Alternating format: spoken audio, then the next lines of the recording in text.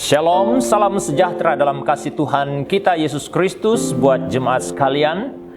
Doa dan harapan semoga jemaat tetap berada dalam keadaan yang sehat. Puji Tuhan kita dapat bertemu pada minggu ini. Sungguh pun kita masih mengekalkan ibadah online. Kita percaya bahwa berkat Tuhan ada di mana-mana. Pada waktu kita menyediakan hati kita menerima kebenaran firman, pasti kita diberkati oleh kebenaran firman. Saudara kekasih yang saya cinta dalam Tuhan, pada minggu yang lepas kita telah mempelajari kebenaran firman yang bertajuk tentang sikap Kristus berhadapan dengan pelayanan. Bagaimana dia melakukan tugas pelayanannya dan meletakkan seluruh harapannya kepada Allah Bapa di sorga. Saudara kekasih, pada kesempatan ini kita juga akan mempelajari satu bahagian firman yang terdapat dari Injil Matius pasal yang keempat. Sebenarnya kita boleh baca dari ayat yang pertama sampai ayatnya yang ke-11. Namun pada kali ini kita akan baca dari ayat yang ke-10 sampai ayatnya yang ke-11. Saya akan baca bahagian firman ini, sementara jemaat boleh mengiringi pembacaan seperti mana yang tersedia di screen. Dari ayat yang ke-10 berkata, "Maka berkatalah Yesus kepadanya," yaitu kepada iblis, "Enyalah, iblis, sebab ada tertulis, engkau harus menyembah Tuhan Allahmu, dan hanya kepada Dia sajalah engkau berbakti." Ayat yang ke-11, "Lalu iblis meninggalkan dia, dan lihatlah, malaikat-malaikat datang melayani Yesus." Puji Tuhan. Demikian pembacaan firman pada masa ini. Sebelum kita bahas bahagian ini, mari kita datang sekali lagi dalam doa. Pastor akan pimpin kita di dalam doa. Segala puji, syukur, hormat, kemuliaan kami kembalikan kepadamu Tuhan atas berkat firman yang telah kami baca. Kami percaya Bapa bahwa apa yang telah kami baca sebentar tadi adalah perkataan Allah yang hidup, yang berkuasa. Oleh itu Bapa, kami siapkan hati kami menerima kebenaran-Mu ya Tuhan, masuk dalam hati kami. Pada saat kami menerima kebenaran firman-Mu dengan iman, kami yakin Tuhan, hidup kami akan mengalami perubahan. Hamba berdoa ya Tuhan, pemberitaan firman pada hari ini akan menjadi berkat buat jemaat sekalian. Bagi kami yang mendengarnya Tuhan, iman kami dikuatkan, diteguhkan. Sementara kami ya Tuhan dalam perjuangan iman kami, supaya kami terus tetap setia taat mengikuti Yesus Kristus sampai Engkau datang kedua kali ke dunia ini. Terpujilah nama-Mu Bapa di sorga. Hamba serahkan pemberitaan firman ini dari permulaan sampai selesai. Nama Tuhan Yesus Kristus dimuliakan. Nama Tuhan Yesus Kristus ditinggikan di dalam pemberitaan ini. Haleluya. Amin. Amin.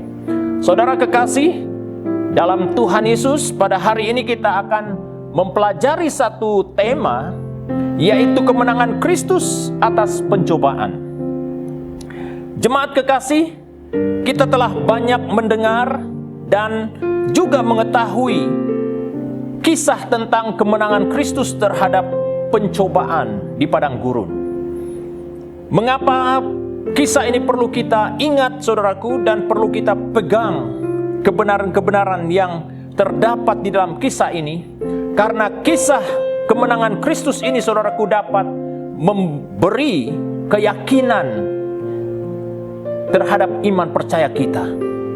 Karena pada waktu kita mengimani apa yang telah dilalui Yesus Kristus, kemenangan yang telah diperolehinya atau yang dilaluinya saudaraku, itu akan menjadi kekuatan bagi setiap kita.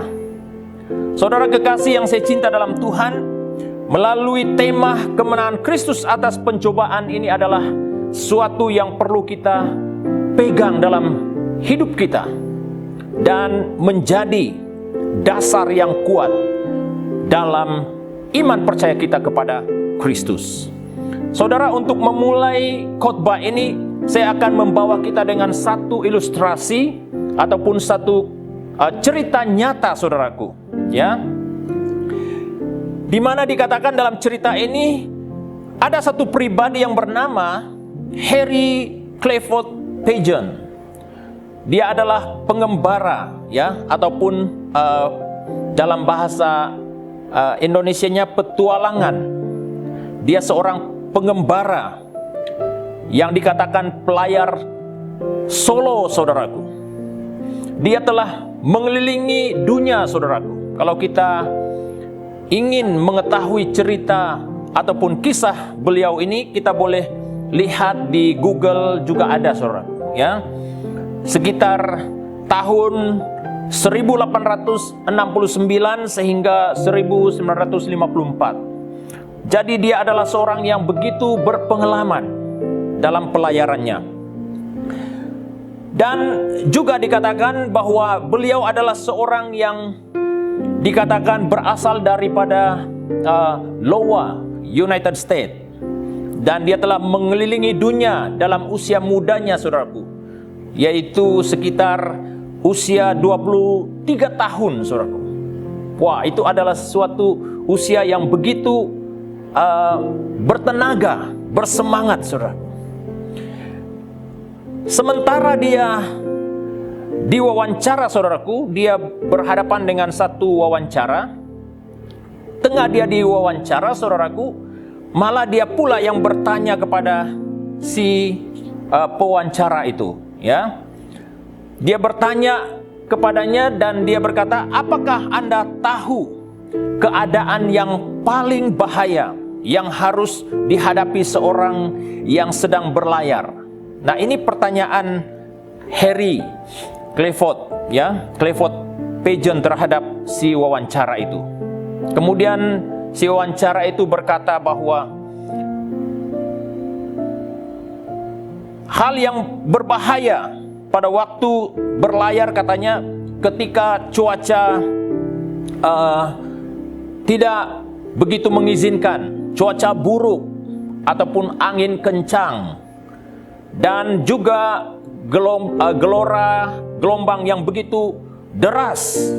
Itu menurut jawaban si pewawancara ini. Tapi apa yang dikatakan oleh Harry Clifford ini, saudaraku, dia menjawab, katanya, perkara yang sangat berbahaya bagi seorang pelayar adalah ketika cuaca yang cerah, ketika berhadapan dengan cuaca yang cerah, katanya, dan tenang, dan juga pada saat angin berhembus dengan baik dan teratur. Ini sesuatu yang mungkin membuat kita tanda tanya, mengapa dia mempunyai jawaban seperti itu.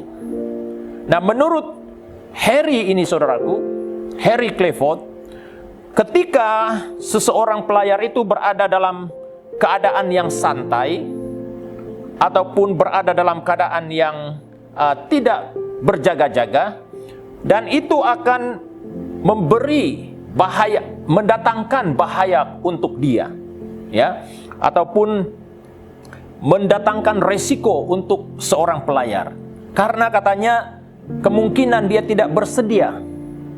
Apabila tiba-tiba ada satu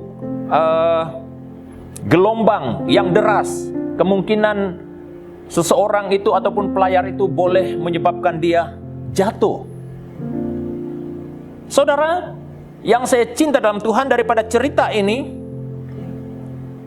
mengingat akan kita bahwa ketika kita santai dalam kehidupan kita, ketika kita rileks dalam pelayaran iman percaya kita, itu akan mendatangkan bahaya untuk kita. Maksudnya, saudaraku, kita tidak begitu alert, kita tidak sensitif dengan keadaan yang terjadi di sekeliling kita, yang ada di sekitar kita, dan itu dapat mendatangkan bahaya untuk kita. Kembali kepada pembacaan firman Tuhan sebentar tadi, saudaraku. Apa yang telah kita ketahui daripada pembacaan itu? Ketika Kristus mulai pelayanannya,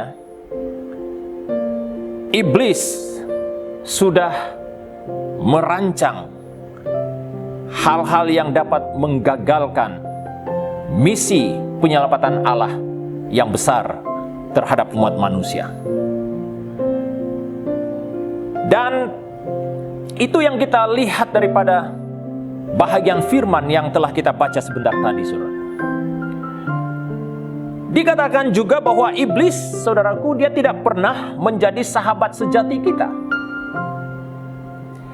Iblis, dia hanya berpura-pura menjadi sahabat yang hanya mencari kesempatan bila waktu yang sesuai baginya untuk memerangkap kita. Bukan hanya memerangkap kita, tetapi dia juga mencari kesempatan yang baik bila dia dapat membunuh kita.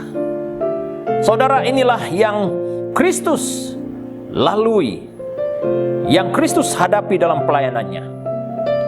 Apa yang dikatakan oleh 1 Petrus pasal 5 ayat 8 dalam terjemahan baru, sadarlah dan berjaga-jagalah. Lawanmu, si iblis, berjalan sekeliling sama seperti singa yang mengaum-ngaum dan mencari orang yang dapat ditelannya. Lihat itu, saudaraku. Iblis, saudaraku, dia tidak pernah menjadi sahabat sejati kita. Hanya Yesus saja satu-satunya yang menjadi sahabat sejati kita. Oleh itu, saudara kekasih, daripada tema yang kita bahas pada hari ini, kemenangan Kristus atas pencobaan, akan menjadi pegangan bagi kita, saudaraku, supaya kita juga sebagai orang-orang yang telah diselamatkan oleh Yesus Kristus oleh anugerahnya, tidak mudah ditewaskan oleh iblis sendiri, saudaraku. Oleh itu, mari kita belajar beberapa perkara yang berkaitan dengan kemenangan Kristus atas pencobaan. Yang pertama, saudaraku, kita lihat kemenangan Kristus atas pencobaan memberi impact terhadap keyakinan iman percaya kita. Yaitu yang pertama, saudaraku, Kristus dia mengisytiharkan kewibawaan firman saat berhadapan dengan iblis.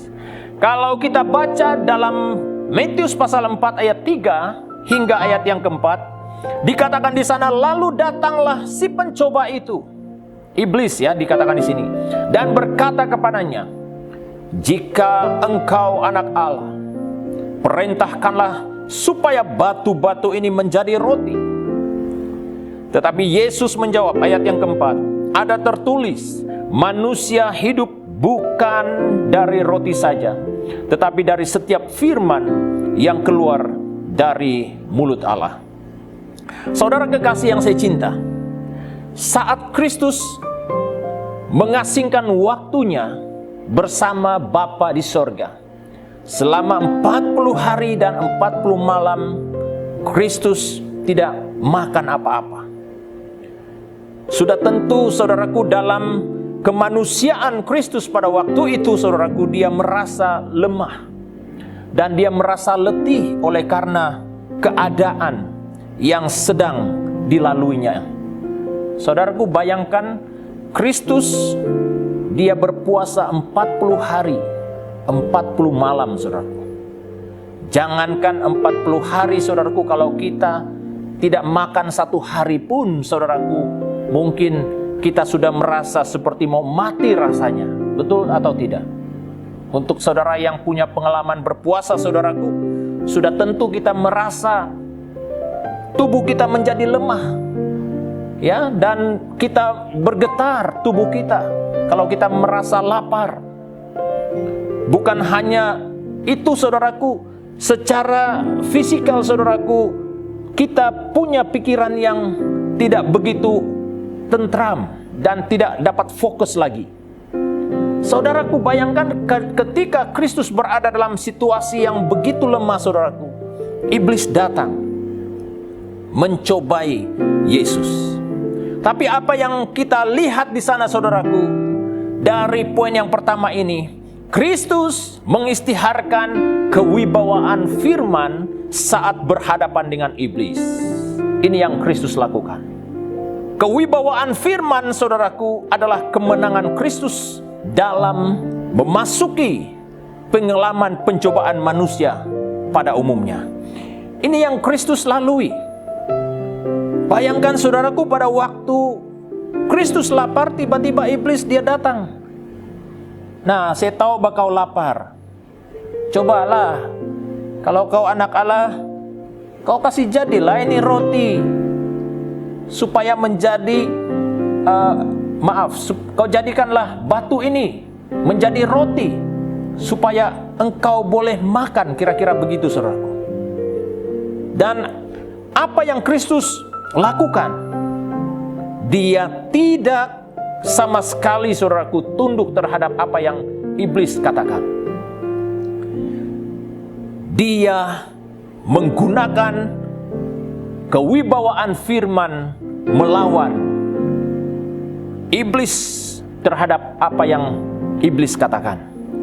Dikatakan di sana, saudaraku, kewibawaan firman itu adalah kemenangan Kristus. Dalam Ibrani pasal 2 ayat 17 dikatakan dalam terjemahan baru, itulah sebabnya maka dalam segala hal ia harus disamakan dengan saudara-saudaranya, supaya ia menjadi imam besar yang menaruh belas kasihan dan yang setia kepada Allah untuk mendamaikan dosa seluruh bangsa. Saudaraku, mengapa Kristus menjadi toladan untuk kita dalam kemenangan ini, saudaraku? Karena Kristus pertama-tama dia mengutamakan kewibawaan firman, sehingga itulah yang memampukan dia lalui semua godaan, lalui semua cobaan yang telah dihadapinya, saudaraku. Dikatakan, saudaraku, dalam hal itu ia harus disamakan dengan saudara-saudaranya. Mengapa yang dikatakan disamakan dengan saudara-saudaranya? Karena di dalam kehidupan Kristus, dalam kemanusiaannya, saudaraku, dia telah lalui, dia telah hadapi keadaan ataupun situasi yang kita hadapi ketika ini, saudaraku. Kristus sendiri telah lalui semuanya. Itu sebabnya, saudaraku, dia harus kita jadikan saudara-saudara, ataupun dia harus disamakan dengan saudara-saudara, karena dia telah mengalami hal yang pernah ataupun hal yang kita lalui dalam hidup kita. Dan Kristus dikatakan dia mengalami kemenangan itu, saudaraku, karena Kristus telah meletakkan wibawa firman itu ketika dia berhadapan dengan situasi itu. Kristus mengisytiharkan kewibawaan firman saat berhadapan dengan iblis. Dalam arti kata, kewibawaan firman, Kristus masuk dalam dimensi pencobaan untuk mendamaikan manusia dengan Allah. Jadi kewibawaan firman itu, saudaraku, yang mana, saudaraku, yang telah memampukan ataupun yang membawa Kristus sehingga dapat mendamaikan manusia dengan Allah.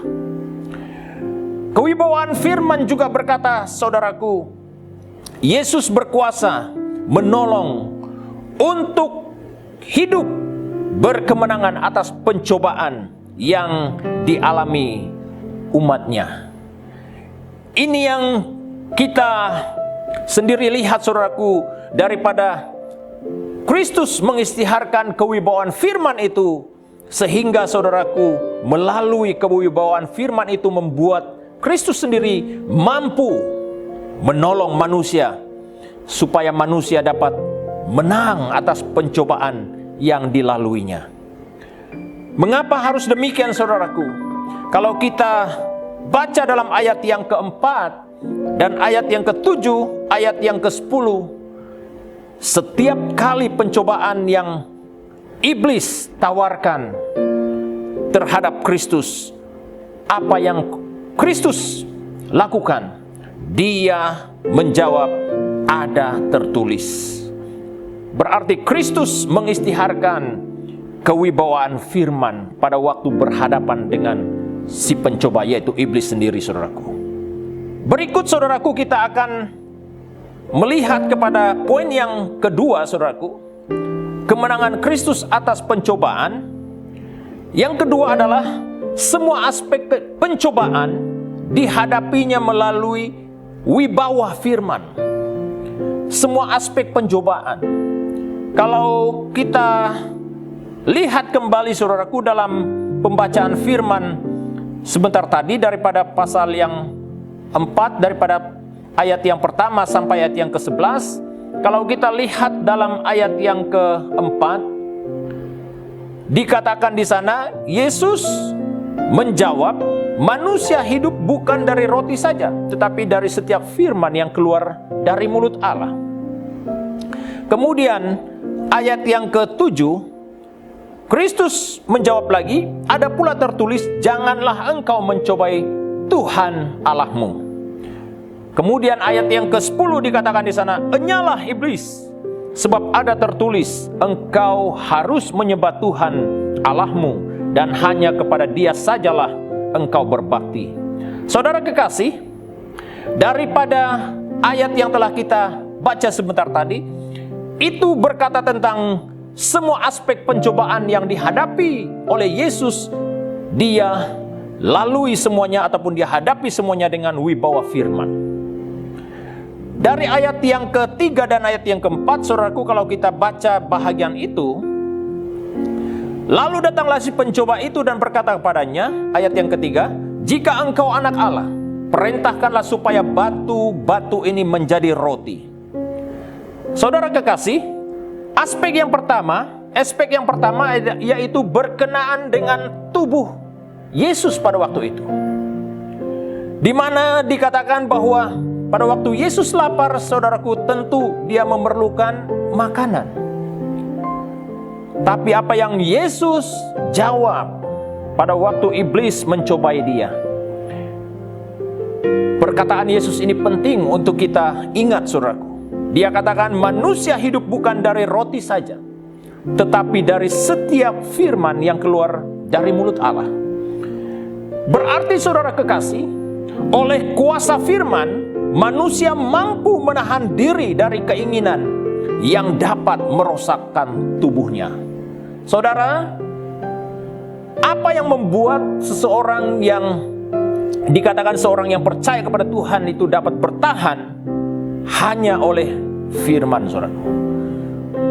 Ketika firman tinggal di dalam hati kita, mengambil tempat di dalam hati kita, saudaraku, segala tawaran-tawaran iblis, tawaran-tawaran dunia ini, saudaraku, untuk membawa kita melakukan sesuatu yang bertentangan dengan kehendak Tuhan, yang bertentangan dengan kebenaran firman, kita dapat kekuatan. Kita dapat kemenangan atas semua itu. Kenapa? Oleh karena wibawa firman Tuhanlah yang memampukan kita berhadapan dengan keadaan itu. Saudara, banyak cobaan-cobaan, banyak tawaran-tawaran iblis pada hari-hari ini, saudaraku, untuk menarik perhatian kita, untuk membuat kita mengalihkan pandangan kita terhadap Kristus, mengalihkan pandangan kita terhadap kebenaran firman. Namun saudaraku, ketika wibawa firman ada di dalam hati kita, tawaran-tawaran itu, saudaraku, tidak dapat melemahkan kita dan tidak dapat mengalihkan pandangan kita kepada Kristus. Kenapa, saudaraku? Karena oleh firman saja, saudaraku, kita memiliki wibawa untuk menentang, melawan segala tipu muslihat iblis. Ini yang terjadi pada waktu itu, saudara. Aspek seterusnya, saudaraku, yaitu berkenaan dengan jiwanya. Kalau kita baca dalam ayat yang ke-5 dan sampai ayat yang ke-7, kemudian iblis membawanya ke kota suci dan menempatkan dia di bangunan bait Allah. Lalu berkata kepadanya, jika engkau anak Allah, jatuhkanlah dirimu ke bawah, sebab ada tertulis mengenai engkau, ia akan memerintahkan malaikat-malaikatnya, dan mereka akan menatang engkau di atas tangannya, supaya kakimu jangan terantuk kepada batu. Saudaraku, lihat kelicikan iblis. dia memakai kebenaran firman untuk menggoda, untuk menarik perhatian Kristus pada waktu itu. Dia menggunakan dalam Mazmur pasal 91 ayat 12. Itulah firman yang digunakan oleh iblis, saudaraku. Dia sendiri berkata bahwa mereka, maksudnya malaikat Allah, akan menatang engkau. Dia akan memegang engkau dan kakimu tidak terantuk kepada batu. Bayangkan, saudaraku, iblis dia begitu mahir dan dia tahu tentang kebenaran. Itu sebabnya, saudaraku, Kristus menjawab. Apa jawaban Kristus kalau kita baca di dalam ayat yang ke-7? Yesus berkata kepadanya, ada pula tertulis, janganlah engkau mencobai Tuhan Allahmu. Saudara kekasih, Yesus mengetahui dengan sungguh kebenaran sehingga dia tidak mudah dikelirukan oleh iblis. Saudara, pengetahuan akan firman dalam hidup kita itu penting, ya. Apabila seseorang itu lemah dalam pengetahuan akan firman, saudaraku, dia mudah dipengaruhi oleh si jahat, yaitu iblis, saudaraku. Dan dia mudah disesatkan oleh hal-hal yang menarik perhatiannya di dunia ini, saudaraku. Itu sebabnya, saudaraku, mengapa kita harus mempelajari firman Tuhan. Mengapa kita harus memelihara firman Tuhan dalam hidup kita, supaya kita dapat melawan segala tipu muslihat iblis yang coba mempengaruhi hidup kita. Saudara kekasih dalam Tuhan, mengingat kembali kisah-kisah yang berlaku selama pandemik ini, saudaraku. Banyak berita-berita yang sangat menyedihkan hati kita. Ada orang-orang yang sanggup, saudaraku, mengakhiri hidupnya dengan hal-hal yang tidak berguna. Ada yang bunuh diri, ada yang makan obat yang melebihi dos sehingga dia mati di tempat tidurnya. Banyak cara. Ada yang terjun dari bangunan yang tinggi. Saudara kekasih, ingat, saudaraku, bahwa apabila seseorang itu tidak memiliki kebenaran dalam hatinya dan jiwanya kosong dan tidak punya kebenaran, pribadi itu mudah dipengaruhi oleh iblis, saudaraku. Oleh itu, jemaat kekasih, kita perlu memiliki pengetahuan akan kebenaran firman. Kita perlu memiliki kecintaan kita akan firman, memelihara firman dalam hidup kita, supaya kita tidak mudah dikelirukan oleh pengajar-pengajar yang menyesatkan. Sekarang begitu banyak, saudaraku, pengajar-pengajar yang menyesatkan, dan hal-hal yang kadangkala mengelirukan kita. Ada juga yang menggunakan kebenaran firman, memutarbalikkan kebenaran firman. Dan hal itu, saudaraku, dapat menyesatkan kita. Oleh itu, saudaraku, kita perlu menanam minat kita terhadap kebenaran firman, cinta kita akan kebenaran firman, supaya kita tidak mudah dipengaruhi oleh penyesat-penyesat. Dan aspek seterusnya, saudaraku, dalam pencobaan Yesus, yaitu berkenan dengan rohnya. Dalam ayat 8 hingga ayat yang ke-11, saudaraku, kalau kita baca bahagian itu, iblis membawanya pula ke gunung yang sangat tinggi dan memperlihatkan kepadanya semua kerajaan dunia dengan kemegahannya, dan berkata kepadanya, semua itu akan kuberikan kepadamu.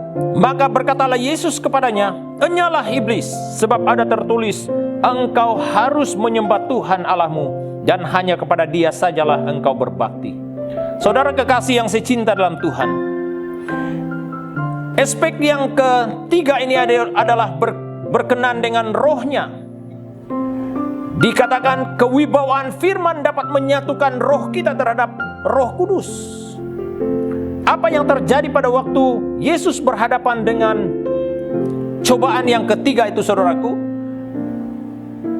Yesus mengetahui kepada siapa dia meletakkan harapannya dalam kemanusiaannya, saudaraku. Dan dikatakan ada koneksi yang dekat yang terjadi di antara Yesus dan Bapa di surga. Hal yang sama juga, saudaraku, perlu kita miliki. Kewibawaan firman ini, saudaraku, dapat menyatukan roh kita dengan Roh Allah ataupun Roh Kudus. Melalui penyatuan yang kuat, saudaraku, di antara Allah saja kita dapat melawan setiap pencobaan yang datang dari iblis. Apabila kita tidak punya kesatuan terhadap Allah Bapa, saudaraku, kita tidak dapat melawan segala tipu muslihat iblis. Melalui penyatuan kita dengan Tritunggal, kita dapat berimpact, saudaraku, sesuai dengan tema kita, supaya kita menjadi sebuah community yang bergairah untuk berimpact. Demikian, saudaraku, ketika kita menyatukan roh kita bersama dengan roh Allah, maka kita memiliki kekuatan itu, saudaraku. Saudara kekasih yang saya cinta dalam Tuhan, melalui semua aspek pencobaan yang dihadapi oleh Yesus Kristus ini, saudaraku, apa yang kita lihat di sana? Dia sentiasa mengutamakan kewibawaan firman dalam semua aspek pencobaan itu. Untuk mengakhiri firman Tuhan ini, saudaraku, di bahagian penutup dikatakan kemenangan Yesus terhadap iblis sebagai tauladan yang harus kita contohi. Kenapa, saudaraku? Karena pada waktu Kristus menang berhadapan dengan pencobaan ini, saudaraku, dia masih berada di dalam sifat manusianya ataupun tubuh manusianya, yakin akan kuasa dan penyertaannya kepada setiap orang percaya harus dijadikan sebagai dasar dan pegangan kita. Inilah bahagian yang kita dengar pada hari ini, saudaraku, supaya melalui bahagian firman Tuhan ini yang berkaitan dengan kemenangan Kristus atas pencobaan menjadi sesuatu yang kita pegang dalam hidup kita. Pada waktu kita lemah, saudaraku, apa yang harus kita lakukan?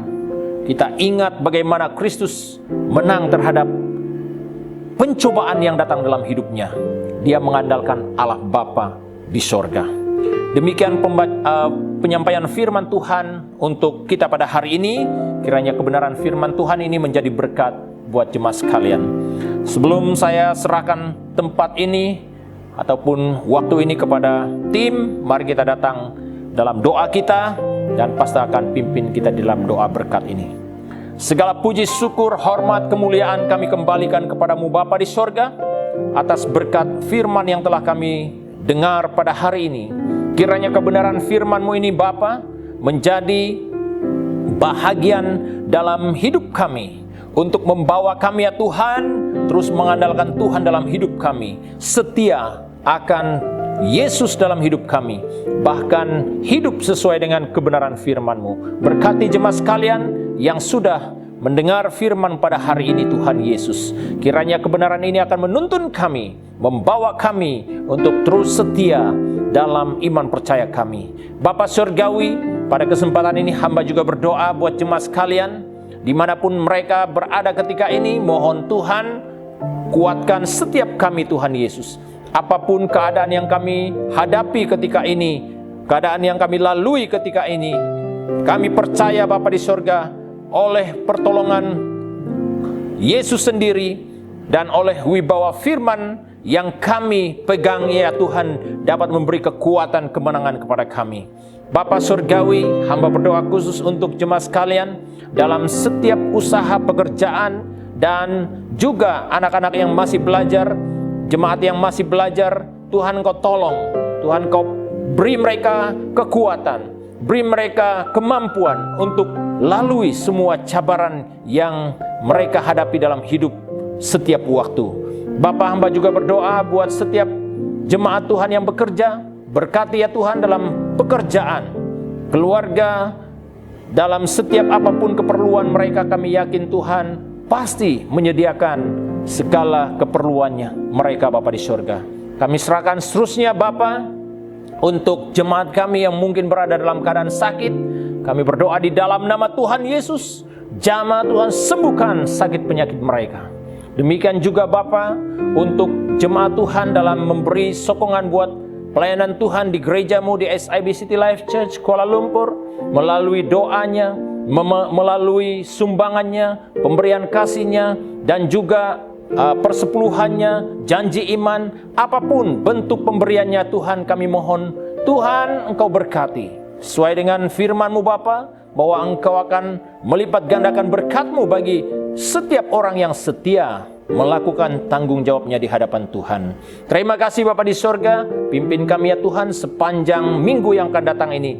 Biarlah hidup kami ya Tuhan terus menerus memuliakan Tuhan, mengagungkan Tuhan dalam apapun yang kami lakukan. Terpujilah nama-Mu Bapa di sorga. Inilah doa permohonan kami yang kami peralaskan hanya di dalam nama Tuhan Yesus, penyelamat kami yang hidup yang bertakhta di sorga. Kami sudah berdoa. Haleluya. Amin. Amin. Demikian firman Tuhan yang disampaikan. Kiranya Tuhan Yesus memberkati. Jumpa Anda di minggu hadapan. Shalom.